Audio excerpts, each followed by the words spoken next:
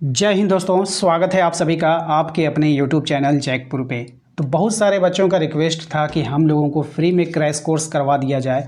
तो आप लोगों के फाइनल एग्ज़ाम के लिए काफ़ी दिनों के बाद आखिरी समय में आप लोगों के लिए एक क्रैश कोर्स लाया जा रहा है, जिसके तहत हम लोग ऑब्जेक्टिव एंड सब्जेक्टिव सभी सवालों को कंप्लीट करेंगे 2026 के फाइनल एग्ज़ाम के लिए।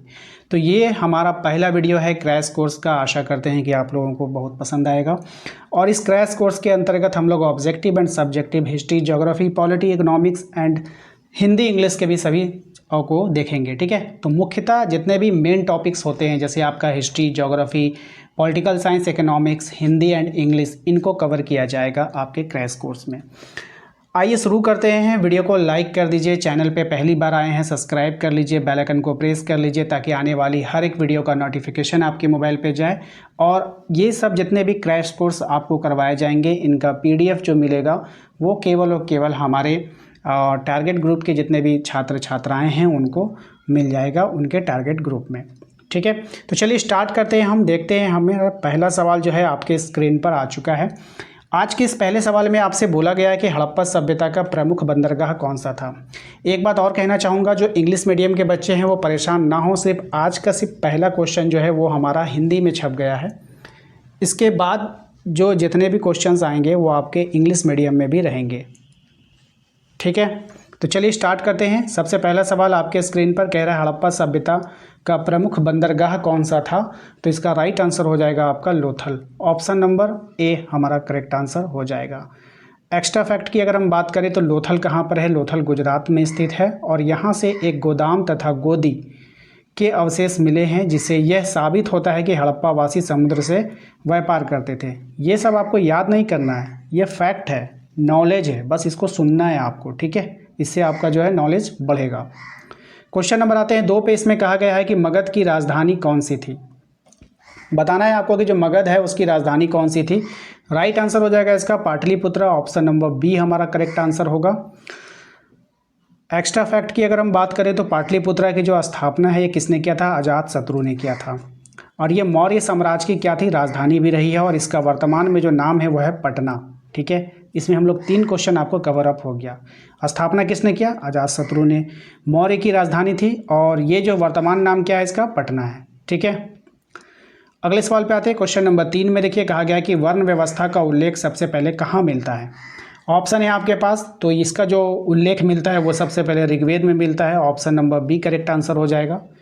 एक्स्ट्रा फैक्ट की अगर हम बात करें तो ब्राह्मण, क्षत्रिय, वैश्य और शूद्र का उल्लेख पुरुष सूक्त में मिलता है। कहाँ मिलता है, पुरुष सूक्त में मिलता है। क्वेश्चन नंबर आते हैं हम लोग 4 पे। क्वेश्चन नंबर 4 में कहा गया है कि बौद्ध धर्म का संस्थापक कौन है।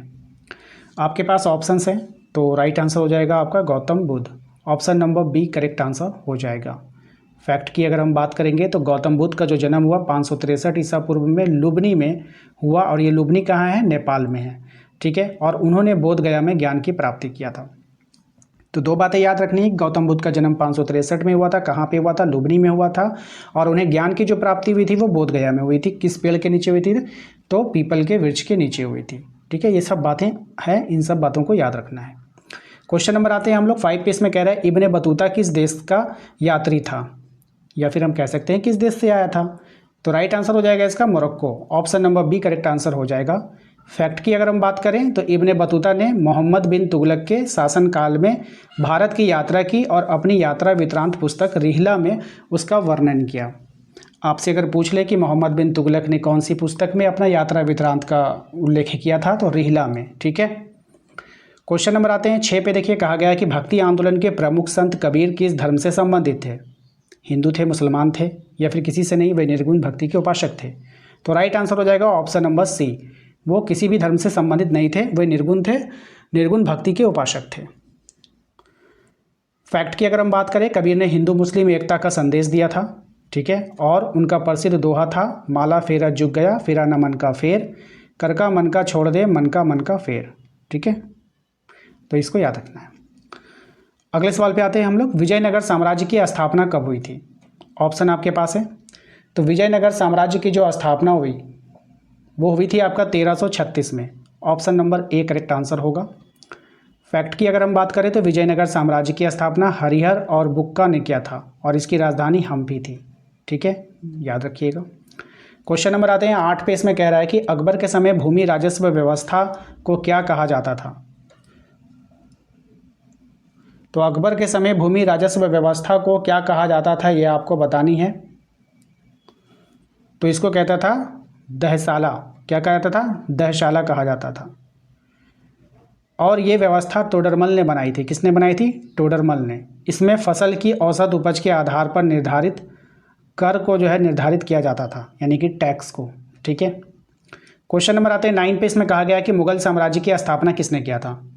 तो मुगल साम्राज्य की जो स्थापना किया था वो किया था बाबर ने। फैक्ट की अगर हम बात करें तो बाबर ने 1526 में पानीपत के प्रथम युद्ध में इब्राहिम लोदी को हराकर मुगल साम्राज्य की नींव रखी थी। ठीक है। नेक्स्ट है आपका अस्थाई बंदोबस्त व्यवस्था किसने लागू किया। तो अस्थाई बंदोबस्त व्यवस्था को लागू किया था लॉर्ड कॉर्नवालिस ने। Option number B correct answer होगा। फैक्ट की अगर हम बात करें, यह व्यवस्था 1793 में बंगाल में लागू की गई थी, जिसमें जमींदारों को भूमि अस्थाई मालिक बना दिया गया था। अगला सवाल है आपका क्वेश्चन नंबर 11 पे। कह रहा है आपसे 1857 की क्रांति के दौरान झांसी का नेतृत्व किसने किया था। तो देखिए 1857 की क्रांति के दौरान झांसी का जो नेतृत्व किया था वो किया था लक्ष्मीबाई ने। किसने किया था? लक्ष्मीबाई ने। ऑप्शन नंबर सी हो जाएगा। फैक्ट की अगर हम बात करें तो रानी लक्ष्मीबाई ने अंग्रेजों के विरुद्ध वीरतापूर्वक युद्ध किया और 1858 में ग्वालियर के निकट वीरगति प्राप्त कर ली, यानी कि शहीद हो गई। क्वेश्चन नंबर आते हैं 12 पे। इसमें कहा गया है कि दिल्ली को ब्रिटिश भारत की राजधानी कब बनाया गया। तो ये बनाया गया था 1911 में। और कहाँ से कहाँ? कोलकाता से दिल्ली स्थानांतरित हुई थी। ठीक है, याद रखिएगा। फैक्ट की अगर हम बात करें 1911 में किंग जॉर्ज पंचम दिल्ली दरबार की घोषणा की गई और राजधानी कलकत्ता से दिल्ली को स्थानांतरित कर दिया गया। ठीक है, याद रखिएगा। अगले सवाल पे आते हैं क्वेश्चन नंबर 13 पे। कहा गया है कि गांधी जी ने भारत लौटने का बाद पहला सत्याग्रह कहाँ किया था। तो गांधी जी ने जो पहला सत्याग्रह किया था वो चंपारण में किया था। ऑप्शन नंबर ए हो जाएगा। फैक्ट की अगर हम बात करें तो 1917 में बिहार में चंपारण में ये आंदोलन किसानों की नील खेती की समस्या को लेकर हुआ था। अगले सवाल पे आते हैं क्वेश्चन नंबर 14। इसमें कहा गया है कि भारत का विभाजन कब हुआ था। तो भारत का जो विभाजन हुआ था वो हुआ था आपका 1947 में। कब हुआ था? 1947 में। फैक्ट की अगर हम बात करें तो 15 अगस्त 1947 को भारत और पाकिस्तान 2 स्वतंत्र राष्ट्र बने। भारत के पहले प्रधानमंत्री पंडित जवाहरलाल नेहरू बने। ठीक है, तो इसको ध्यान रखना है। क्वेश्चन नंबर आते हैं 15 पे। इसमें कहा गया कि भारत का संविधान कब लागू हुआ। मोस्ट इंपॉर्टेंट सवाल रहेगा आपके एग्जाम के लिए।